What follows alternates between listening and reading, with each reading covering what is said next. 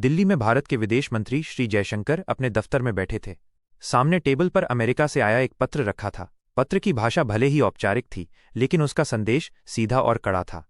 America ने फिर से भारत पर रूस से तेल न खरीदने का दबाव बनाया था। इनका ये खेल अब बहुत हो गया, जयशंकर ने धीरे से कहा। उनके चेहरे पर हल्की मुस्कान थी, लेकिन आंखें दृढ़ थीं। हम अपने राष्ट्रीय हितों को ताक पर नहीं रख सकते। अगले ही दिन वॉशिंगटन में अमेरिकी विदेश मंत्री के दफ्तर में हलचल मची थी। राष्ट्रपति ट्रंप की तरफ से एक आदेश आ चुका था, भारत से आने वाले सामानों पर 25% का अतिरिक्त टैक्स। ये टैक्स भारत को सबक सिखाने के लिए था, ताकि वह रूस से तेल खरीदना बंद कर दे। ट्रंप अपने ओवल ऑफिस में बैठे मुस्कुरा रहे थे। अब देखेंगे भारत क्या करता है, मेरा दबाव काम करेगा। लेकिन भारत की रणनीति अलग थी। अमेरिका के दबाव और नए टैक्स के बावजूद अगस्त में भारत ने जुलाई से भी ज्यादा तेल रूस से खरीदा। 2.9 बिलियन यूरो का ये आयात अमेरिका के लिए एक स्पष्ट संदेश था कि भारत अपनी विदेश नीति खुद तय करेगा। जयशंकर ने एक प्रेस कॉन्फ्रेंस में कहा, हम किसी के दबाव में नहीं आए हैं और ना आएंगे। हमारे लिए हमारे देश की ऊर्जा सुरक्षा सबसे महत्वपूर्ण है। चीन भी इस खेल में पीछे नहीं था।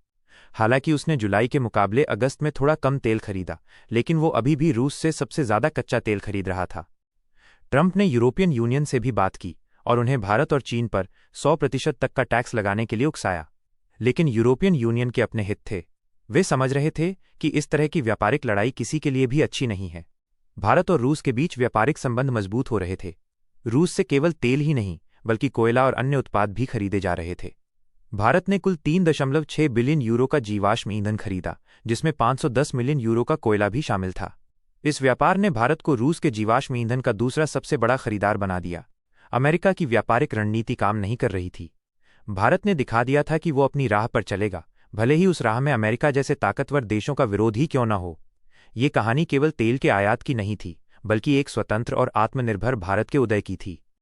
क्या आपको लगता है कि भारत की ये नीति सही थी?